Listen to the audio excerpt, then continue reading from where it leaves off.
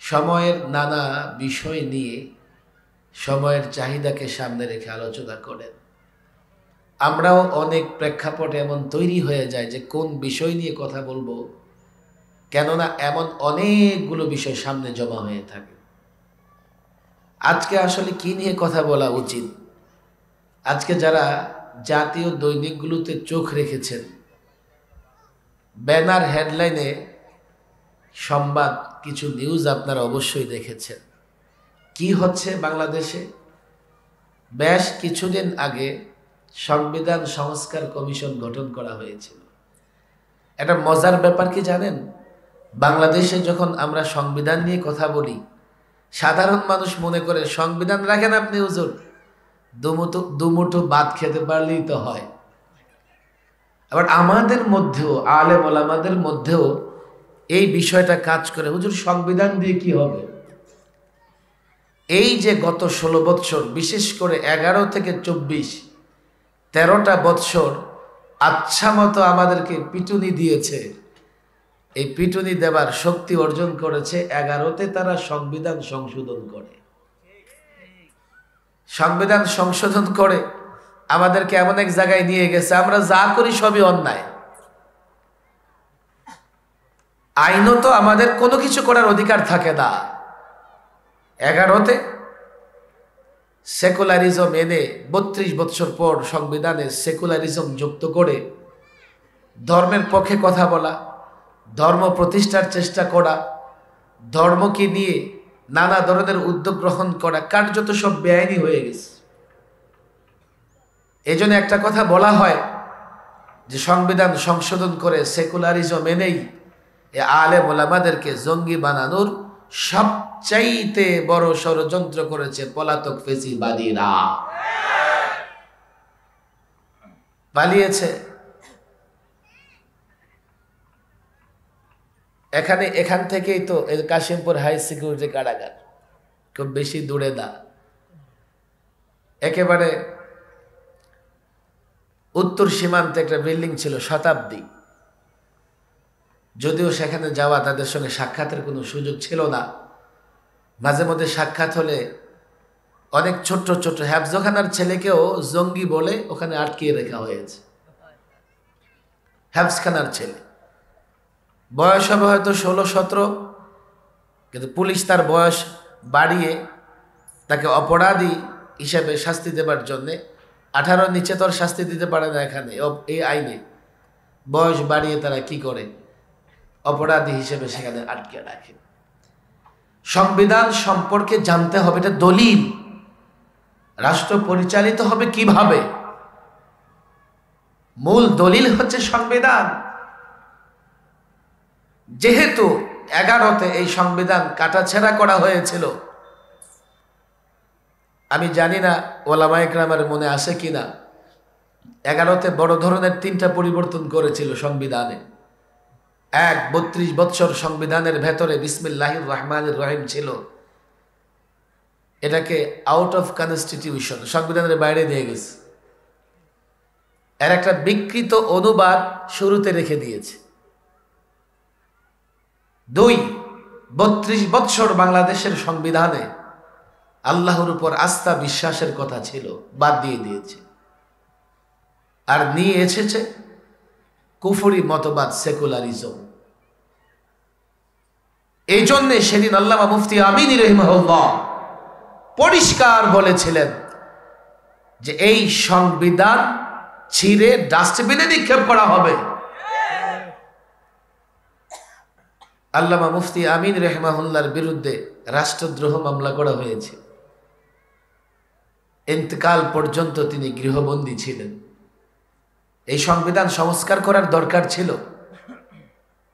এবার এই অন্তর্বর্তীকালীন সরকার সংবিধান সংস্কার কমিশন করেছে। আমাদের কাছ থেকেও বারবার পরামর্শ চেয়েছে, আমরা পরামর্শ দিয়েছি। আজকের পত্রিকার প্রধান যে হেডলাইনগুলো, প্রত্যেকটা পত্রিকার আমার জানা মতো, আমি 2টো পত্রিকা দেখেছি, আমার দেশ, বাংলাদেশ প্রতিদিন, সেখানে দেখলাম পার্লামেন্ট হচ্ছে দ্বিকক্ষ বিশিষ্ট। পৃথিবীর নানা দেশে দ্বিকক্ষ বিশিষ্ট পার্লামেন্ট আছে, এখন মাত্র একটা কক্ষ। ওই কক্ষে যারা বসে সবাই মেম্বার অফ পার্লামেন্ট বা এমপি, সংসদ সদস্য, তখন 2 স্তরের হবে, 2 মর্যাদার সদস্য পার্লামেন্টে থাকবে। এরপরে কিছু বিষয় এসেছে, সরকারের মেয়াদ হবে 4 বছর, একই ব্যক্তি প্রধানমন্ত্রী, সংসদীয় দলের নেতা দলীয় নেতা হতে পারবে না। আরেকটা কথাও সুন্দরভাবে এসছে যে ধর্ম নিরপেক্ষতা বাদ থাকবে না। এটা এই সংবিধান সংস্কার কমিশনই প্রস্তাব এনেছে। আমাদের অনেকগুলো প্রস্তাব ছিল, আমরা জাতিকে বুঝাইতে পারিনি বলে জাতিকে সঙ্গে নিয়ে সেই প্রস্তাবগুলো যথাযথভাবে বাস্তবায়নের জন্য এই অন্তর্বর্তীকালীন সরকারের উপর চাপ প্রয়োগ করতে পারি নাই। কেন? ওই যে সমস্যা, জাতি সংবিধান জানে না, সংবিধান জানতেও চায় না। আমাদের ছেলেরাও সংবিধান বুঝে না, বুঝতেও চায় না। বাংলাদেশের সংবিধান এমন একটা সংবিধান যেখানে 4টা ইজম আছে। ইজম মানে মতবাদ, ইজম মানে মতাদর্শ, ইজম মানে তোমরা ধর্ম বলতে পারো।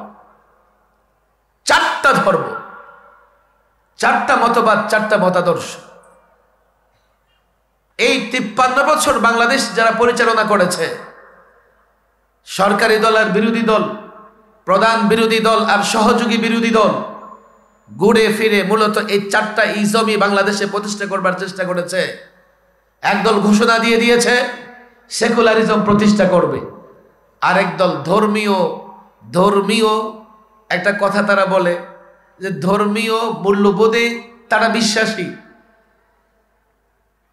হতে পারে জনগণের ভোটের জন্য তারা এই কথা বলে, কিন্তু কখনো ধর্ম কিংবা ইসলাম কিংবা শরিয়া প্রতিষ্ঠা করবে এই কথা তারা বলেনি। তবে তাদের দলের নেতারা একাধিকবার এই কথা ঠিকই বলেছে, শরিয়া চায় না, ইসলাম চায় না, কোরআনে রাজনীতি নাই।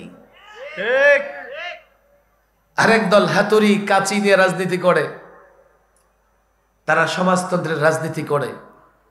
একদল ডেমোক্রেসির কথা ওপেন বলে, আরেক দল ডেমোক্রেসির পাশাপাশি সেকুলারিজমের কথা বলে, আরেক দল সোশ্যালিজমের কথা বলে, আবার ঘুরে ফিরে একদল অন্য দলের সঙ্গে ন্যাশনালিজমের কথা বলে। 4টা মতবাদ। এই 4টা মতবাদ দিয়ে দেশ পরিচালিত হবার কারণে সবচাইতে বেশি ক্ষতিগ্রস্ত হয়েছে এদেশের সাধারণ মানুষ। বলুন হুজুর, আমরা কেমনে ক্ষতিগ্রস্ত হয়েছি? ধর্ম তো ক্ষতিগ্রস্ত হয়েছে। এই 4টা ইজম দিয়ে রাষ্ট্র পরিচালিত হবার কারণে 53 বছরে দুর্নীতি বন্ধ হয় নাই, চুরি বন্ধ হয় নাই, লুটপাট বন্ধ হয় নাই, বাংলাদেশ ব্যাংকের রিজার্ভ পর্যন্ত সর্বশেষ চুরি হয়েছে। এই 4টা ইজম দিয়ে রাষ্ট্র পরিচালিত হবার কারণে এই 53 বছরের রাজনীতিকে কেন্দ্র করে যতটা সংঘাত হয়েছে, রাজনীতিকে কেন্দ্র করে যত লাশ পড়েছে, কোন দেশের যুদ্ধেও এতটা লাশ পড়ে না। এই 4টা ইজম দিয়ে রাষ্ট্র পরিচালিত হবার কারণে এই বাংলাদেশের রাজনীতির নামে এতটা সংঘাত হয়েছে, দেশের মানুষের সম্পদ এতটা নষ্ট হয়েছে, এতটা গাড়ি ভাঙচুর হয়েছে, জাপান বছর এত গাড়িও বানায় না। বুঝবার চেষ্টা করতে হবে রাষ্ট্র কিভাবে পরিচালিত হচ্ছে। কথা তো অনেক কথাই বলা লাগে। এখন সংবিধান সংস্কার কমিশন অন্তত একটা কাজ করেছে, সেকুলারিজম বাদ দিয়েছে। এখানে কিছু আরো ঝামেলা আছে। আমরা প্রস্তাব করেছিলাম আমার দেশের সংবিধানে কোনো ইজম, কোনো মতবাদ, কোনো মতাদর্শ থাকবে না। আমরা সংখ্যাগরিষ্ঠ মুসলমান, আমরা ইসলাম মানতে চাই। সংখ্যাগরিষ্ঠ মুসলমানের দাবির প্রতি শ্রদ্ধা রেখে সংবিধানে ইসলাম থাকবে, অন্য কোনো ইজম থাকতে পারবে না। জানি না ফাইনালে কি হয়, আংশিক আজকে পত্রিকা ছাপিয়েছে।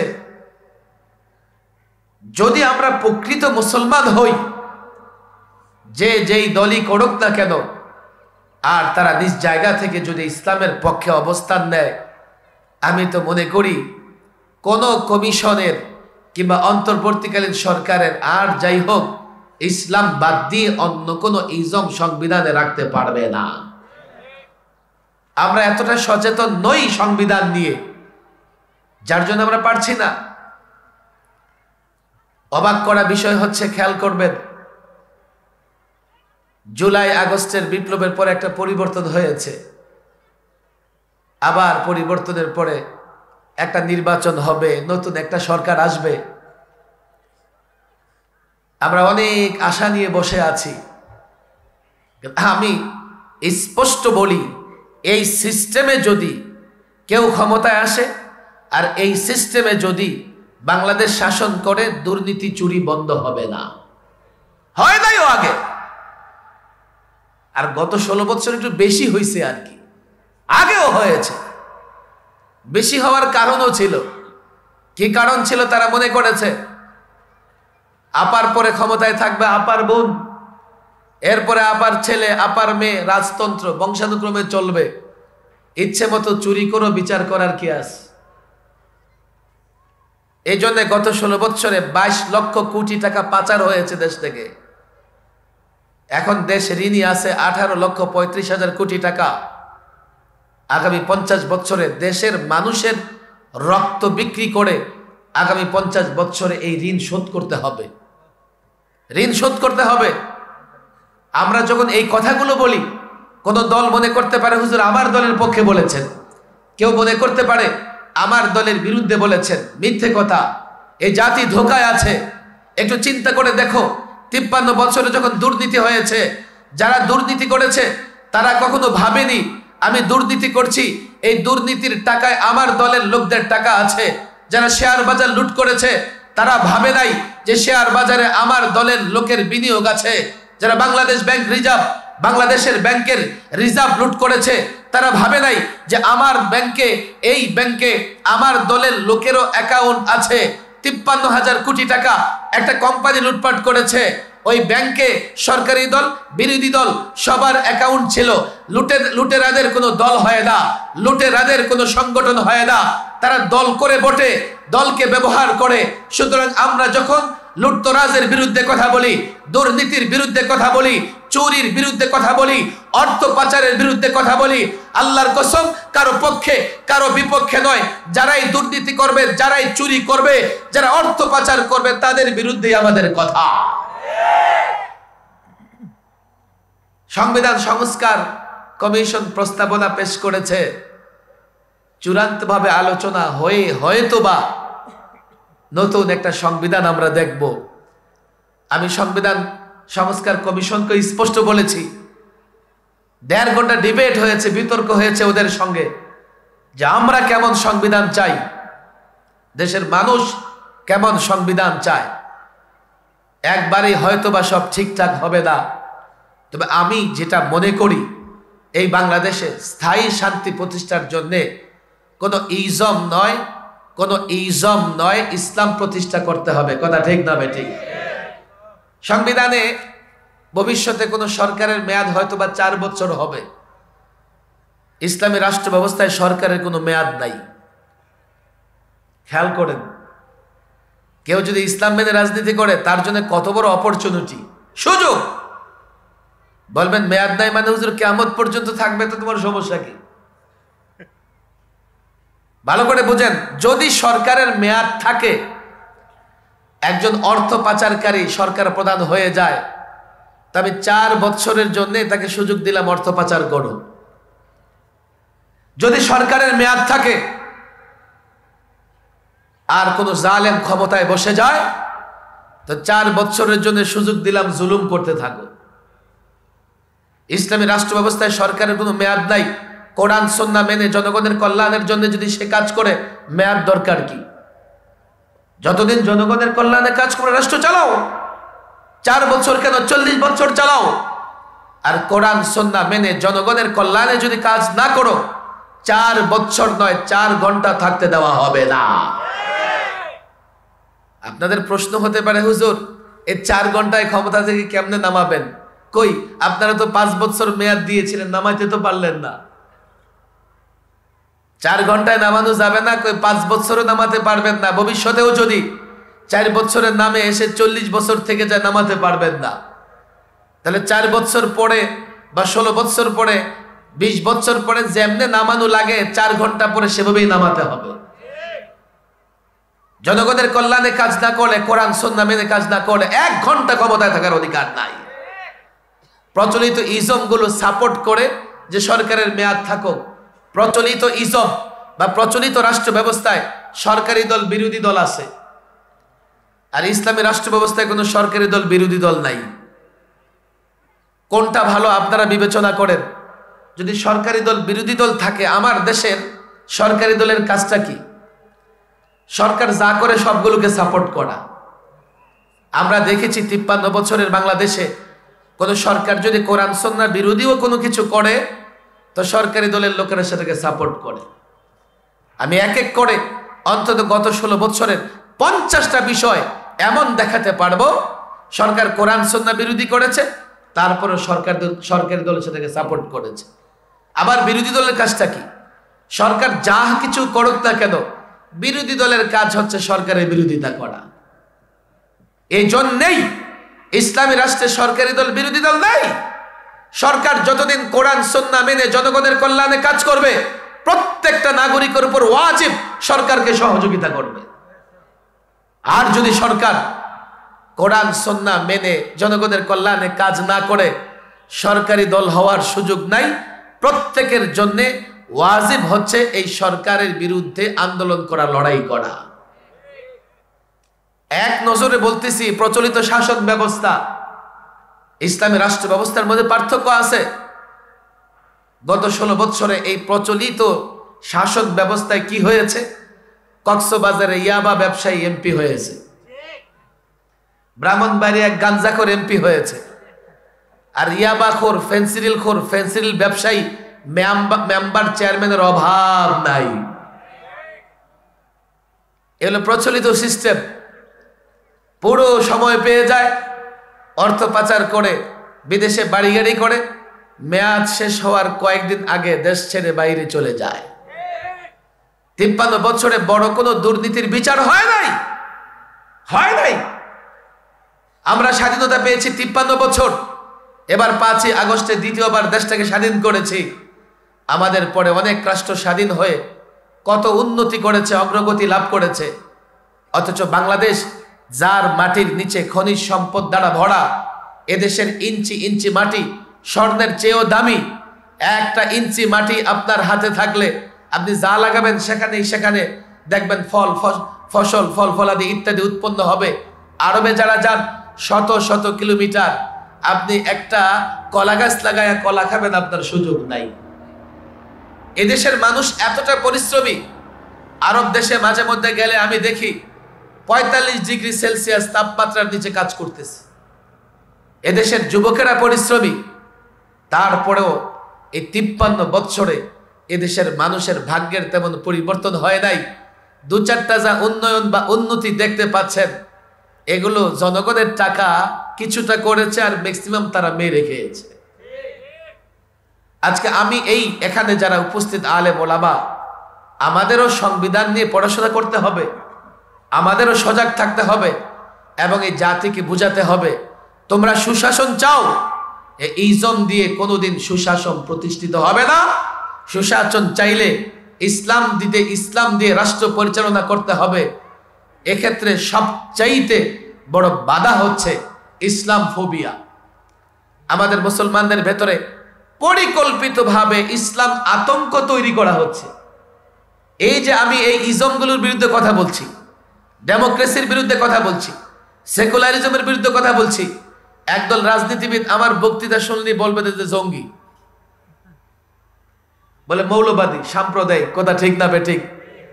মাশাআল্লাহ, ছাত্রদের বলি, দেখো আমি নিজে সংবিধান বা পৃথিবীর নানা দেশের সংবিধান নিয়ে পড়াশোনা করেছি, পৃথিবীর নানা দেশের ইজম সিস্টেম নিয়ে আমি পড়াশোনা করেছি। এদেশের নেতারা যে ডেমোক্রেসির পূজা করে, অথচ ডেমোক্রেসি নিয়ে পশ্চিমা দেশে চরম বিতর্ক আছে। খোদ ইংল্যান্ডে ডেমোক্রেসি নাই। বলবেন হুজুর কেমনে নাই? এখন যে রাজা, তারে কে ভোট দিয়ে নির্বাচন করছে? একটু খেয়াল করে দেখো, ওদেরকে বলো তারা ডেমোক্রেসি পূজারী। এখন যে রাজা, তাকে কে ভোট দিয়েছে? হ্যাঁ, একটা প্রধানমন্ত্রী বানায় কর্মচারী থেকে। রাজা নির্বাচিত হয় না, বংশানুক্রমে রাজা হয়। আর কর্মচারী অর্থাৎ জনগণের ভেতর থেকে ভোট দিয়া, যেমন এক ফ্যাক্টরির মালিক আছে, উনি শ্রমিকদের বললো তোমরা ভোটাভুটি করে একজন প্রধান হয়ে যাও, হয়েছে প্রধান, কিন্তু মালিকের অনুমতি ছাড়া সেই প্রধানের কোনো কিছু করার ক্ষমতা নাই। তাহলে তাকে, কর্মচারীকে জনগণ ভোট দিয়ে কি হবে? রাজা তো বংশানুক্রমে নির্বাচিত হচ্ছে, তাহলে সেই রাজাকে কে ভোট দিয়ে রাজা বানিয়েছে? তাহলে সেখানে ডেমোক্রেসি কোথায়? আমেরিকার ইলেকট্রাল সিস্টেম, নির্বাচনী সিস্টেম আমরা পড়াশোনা করি না বলে আমরা মনে করতেছি সেখানে মনে হয় জনগণ দ্বারা রাষ্ট্র পরিচালিত হয়। মধ্যপ্রাচ্যের কথা আমি নাই বললাম, আমরা সবাই জানি যে ডেমোক্রেসির সুফল আর কুফল নিয়ে পশ্চিমা রাষ্ট্রে বিতর্ক হয়, সেই ডেমোক্রেসির সমালোচনা করলে আমি জঙ্গি হব কেন? যেই সেকুলারিজম, ধর্ম নিরপেক্ষতার বিরোধিতা সবার আগে খ্রিস্টান পাদ্রীরা করেছে, আর আমি যদি সেই সেকুলারিজমের বিরোধিতা করি আমি জঙ্গি হব কেন? যে সোশ্যালিজম, সমাজতন্ত্র দিয়ে সোভিয়েত ইউনিয়ন এক যুগ চলতে পারে নাই, ভেঙে টুকরা টুকরা হয়ে গেছে, আমি সেই সমাজতন্ত্রের সমালোচনা করলে আমি সাম্প্রদায়িক কেন হব? কেন আমাকে সাম্প্রদায়িক বলা হবে? এর মানে যুক্তি নয়, গায়ের জোরে ওরা ইসলাম ধ্বংস করতে চায়। এজন্যই তো এই জ্যাকবের সেকুলারিজমের কথা বললেও ইসলামের কথা বলা যায় না, অ্যারিস্টটলের ডেমোক্রেসির কথা বললেও ইসলামের কথা বলা যায় না, কার্ল মার্কস লেনিনের সোশ্যালিজমের কথা বললেও ইসলামের কথা বলা যায় না। অথচ এই ইজমগুলো দ্বারা জুলুম করা যায়, ন্যায় প্রতিষ্ঠা করা যায় না। এই ইজমগুলো দ্বারা অর্থ প্রচারকারী তৈরি হয়, দুর্নীতিগ্রস্ত ব্যক্তি তৈরি হয়, সুশাসন প্রতিষ্ঠা হয় না। আজকে দেশের জনগণকে, এই জাতিকে বোঝাতে হবে কোন ইজম নয়, আমরা মুসলমান, রাষ্ট্র চলবে ইসলাম দিয়ে, কোরআন দিয়ে, ব্যতিক্রম মানব না, মানতে পারবো না। কেন বলতে পারো না জাতিকে রাখো? একদিকে ইজমগুলো রাখো, আরেকদিকে ইসলামকে রাখো। আমরা পারিনি জাতিকে বুঝাইতে, আমাদের ব্যর্থতা এই জায়গায়। আরে সেকুলারিজম, ধর্ম নিরপেক্ষতা নিয়ে এতটা বিতর্ক হয়েছে ইউরোপের রাষ্ট্রগুলোতে, অনেক দাঙ্গা ফাসাদ, মারামারি, কাটাকাটি পর্যন্ত হয়েছে। অথচ আমি যদি গঠনমূলকভাবে সেই সেকুলারিজমের সমালোচনা করি তো আমাকে বলা হবে প্রগতির অন্তরায়, আমাকে বলা হবে ধর্মান্ধ, আমাকে বলা হবে ব্যাকডেটেড। আমার দেশের রাজনীতিবিদরা এই পশ্চিমা ইজমগুলো এতটা মন মানসিকভাবে, তাদের মস্তিষ্কে, তাদের মন মানসিকতায় এতটা প্রভাব বিস্তার করেছে, ওরা ব্যতিক্রম শুনতে পারে না। কেন পারে না জানেন? একদিকে ইসলাম ফোবিয়া, পশ্চিমারা তাদের ভেতরে ইসলাম আতঙ্ক তৈরি করে দিয়েছে, আরেকদিকে তারা মনে করে এই সিস্টেম থাকলেই ভালো, যত খুশি দুর্নীতি করো, 2-4 মাস কারাগারে থাকো, বাস, এরপরে সব হালাল। কথা ঠিক না বেঠিক? আজকে দেশের মানুষকে দিয়ে ইসলাম ইসলাম ইসলাম প্রতিষ্ঠার জন্য এই যুবকদের কাছে আমি আলেম ওলামা ছাত্র জনতাকে বলি, একটা কঠিন সময় কিন্তু এখনো অতিক্রম করছি আমরা। এখনো যে খুব ভালো অবস্থানে এসেছি এমন নয়। দেশ নিয়ে নানা রকমের ষড়যন্ত্র হচ্ছে, দেশের ভেতরে বাহিরে আমাদের বিরুদ্ধে নানা ধরনের ষড়যন্ত্র হচ্ছে। আমরা কখনো কারো আপন হতে পারি না। কেন? আমরা আল্লাহর আপন বলে শয়তানের দলের লোকেরা কখনো আমাদের আপন হবে না। কিন্তু এদেশের সাধারণ মানুষের সামনে ইসলাম তুলে ধরতে হবে, এদেশের সাধারণ মানুষকে ইসলাম বোঝাতে হবে। ইসলাম মানবা না, তুমি কতটা ক্ষতিগ্রস্ত হয়েছো 53 বছরে, একটু চিন্তা করে দেখো। ইসলাম মানবে না, ভবিষ্যতেও ক্ষতিগ্রস্ত হবে। ইসলাম মানবে না, মৃত্যুর পরেও কল্যাণ পাবে না। ইসলাম সম্পর্কে তোমার ধারণা ভুল। ইসলাম দুনিয়া এবং আখিরাত উভয় জগতের কল্যাণের ধর্ম। ইসলাম সৌন্দর্যের ধর্ম, ইসলাম সৌন্দর্যের ধর্ম, ইসলাম ন্যায় বিচারের ধর্ম, ইসলাম সুষম অর্থ ব্যবস্থার ধর্ম, ইসলাম বিজয়ের ধর্ম, ইসলাম শান্তির ধর্ম। এখন একদল বলবে হুজুর কে বলেছে? আপনি কি মনে করেন আমরাও তো ইসলাম মানি, নামাজ পড়ি, রোজা রাখি? হ্যাঁ, ব্যক্তি জীবনে আমাদের রাজনৈতিক দলের নেতারা ব্যক্তি জীবনে ইসলাম প্র্যাকটিস করে, অথচ ইসলাম হচ্ছে পূর্ণাঙ্গ জীবন ব্যবস্থা। ব্যক্তি জীবন, সমাজ, রাষ্ট্র জীবন, সব জীবনে যত সমস্যা আছে সব সমস্যার সমাধান ইসলামে আছে না নাই? বলে হুজুর না, কোরআনে তো রাজনীতি নাই। আমার প্রথম কথা হলো, তুমি একজন মুসলমান, কোরআনের রাজনীতি না থাকলে রাজনীতি করো কেমনে? কেন রাজনীতি করো? হুজুর এই আমরা তো নোংরা রাজনীতি করি, এই নোংরা রাজনীতি কি আর কোরআনে আছে? আচ্ছা, বাংলাদেশে বসে নোংরা রাজনীতি করে আমাদের গায়ে নোংরা কাদা লাগায় দাও, এটা কেন করো? খেয়াল করবেন। পরে একটা সময় বলবে, হুজুর এত আগের ইসলাম দিয়ে কি এখন চলে? এর মানে হচ্ছে ইসলামের একটা বড় অংশকে সে অস্বীকার করেছে। কত রাসূলুল্লাহ ইসলাম কোরআন সুন্নাহ দিয়ে রাষ্ট্র পরিচালনা করেছেন কি করেন নাই? হযরত আবু বকর, হযরত ওমর, হযরত ওসমান, হযরত আলী, হযরত মুআবিয়া, ওমর ইবনে আব্দুল আজিজ, উমাইয়া, আব্বাসিয়া, ওসমানীয়রা 1000 বছর ইসলাম দিয়ে গোটা পৃথিবী পরিচালিত হয়েছে। আজকে ইউরোপকে দেখে দেখে গলা শুকায় ফেলো তোমরা ইউরোপ বলতে বলতে, অথচ স্পেন, এই ইউরোপ 782 বছর মুসলমানরা শাসন করেছে। ইংরেজ চালিয়েছে 200 বছর, এর আগে শুধুমাত্র মোগলরা ভারত চালিয়েছে, ভারত শাসন করেছে 400 বছর, 400 ইয়ার্স। তোমরা হিন্দুত্ববাদীদের পরিচয় কি আছে? এখনো ভারতের ঐতিহাসিক সব স্থাপনা, লালকেল্লা বলো, আগ্রার তাজমহল বলো, কুতুব মিনার বলো, মুসলমানদের স্থাপনা। বাকি হুমকি দিতে পারো যে ভারত থেকে ইসলাম মুসলমান শেষ করে ফেলবে আর বাংলাদেশে আগ্রাসন চালাবে, এমন স্বপ্ন দেখতে পারো। তবে পরিষ্কার বলি বাংলাদেশে আগ্রাসন চালাবে দূরের কথা, এই স্বপ্ন তোমরা ভুলে যাও। দিবা স্বপ্ন দেখা বন্ধ করো। 10 ভাগ মুসলমান যদি গোটা ভারত শাসন করতে পারে, গোটা ভারত শাসন করতে পারে, বাংলাদেশ, পাকিস্তান, ইন্ডিয়া সব শাসন করতে পারে, তোমরা মনে করো না যে এই মুসলমানেরা কোনোভাবে তোমাদের সঙ্গে নতি স্বীকার করবে? তবে একটা কথা আমি প্রায় বলি, ওদের ষড়যন্ত্রের আরেকটা বড় কারণ হচ্ছে ওরা এই ভয় পায় যে এই মাটি থেকে একজন মোহাম্মদ বিন কাসিম দাঁড়ায়া যায় কিনা। 1500 বছর আগে একজন মোহাম্মদ বিন কাসিম মাত্র সামান্য কয়েকজন সৈন্য নিয়ে রাজা দাহিরকে পরাজিত করে দিল্লিতে ইসলামের পতাকা উড্ডীন করেছিলেন। আজকে আমরা আমাদের দুশ্মনরা এই জন্যই আমরা এই জাতির সিংহ শাবকদের জাগ্রত করতে চাই। আমরা চাই এই মুসলমানদের ভেতরে ঈমানি চেতনা জাগ্রত করতে। আমরা চাই মুসলমানদের যুবকদেরকে তাদের সোনালী অতীতের সঙ্গে পরিচয় করে দিতে। আমরা চাই মুসলমান যুবকেরা যেন তাদের ইতিহাস জানে, তাদের ঐতিহ্য জানে, তাহলে মাথা দেবে, কখনো তাগুতের কাছে মাথা নত করবে না। ওলামাদের কাছে, ছাত্রদের কাছে আমার বড় আবেদন, আমরা এখনো একটা কঠিন সময় আছি, যে কাজ করতে হবে প্রত্যেকটা যুবকের ধারে ধারে তাদের আমানত ইসলাম পৌঁছে দিতে হবে। সেটা কিভাবে পৌঁছাতে হবে? যেখানে যুক্তি দরকার যুক্তি দিতে হবে, বাস্তবতার বিবেচনায় কম্পেয়ার করে তুলনামূলক ইসলামকে বোঝাতে হবে। আমরা যদি এই কাজ করতে পারি, দেশের সব মানুষ, যুবকেরা যদি ইসলাম বুঝে নেয় এবং নিজের জায়গা থেকে ইসলাম ঘোষণা দেয়। আমি তো বলি, এই জুলাই আগস্টের বিপ্লবে 2000 ছাত্র জনতা রক্ত দিয়েছে। আমরা যদি এই জাতির যুবকদের ইসলাম বুঝাতে পারি, আর জাতির যুবকেরা যদি নিজের জায়গা থেকে ইসলামের পক্ষে আওয়াজ তোলে, বিনা রক্তপাতে বাংলাদেশে ইসলামের বিপ্লব হবে। আর যদি বুঝাতে না পারি, দেশে থাকতে পারবো না।